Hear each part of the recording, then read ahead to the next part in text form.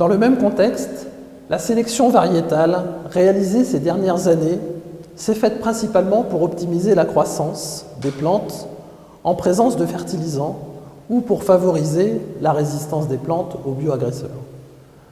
Là encore, ces sélections ont été réalisées indépendamment de la biodiversité du sol et ont mis de côté les évolutions de plusieurs millions d'années entre les plantes et les organismes du sol. Repenser la sélection dans un cadre agroécologique nécessite de revisiter ces interactions entre plantes et organismes du sol.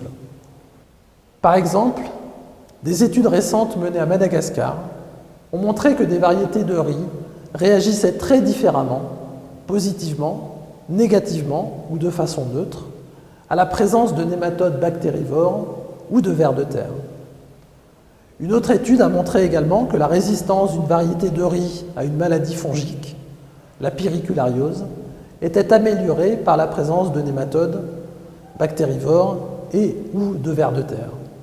Repenser les liens entre plantes et organismes du sol vis-à-vis de ces caractéristiques évolutives rejoint le concept d'agroécologie évolutive ou agriculture darwinienne défini par Jacob Weiner en 2010 au sujet de la sélection variétale qui devrait plutôt viser une sélection de groupe pour lutter contre les adventices. Mon propos est surtout d'insister sur le fait que parallèlement aux théories écologiques, les théories évolutives s'insèrent également depuis peu dans l'agroécologie.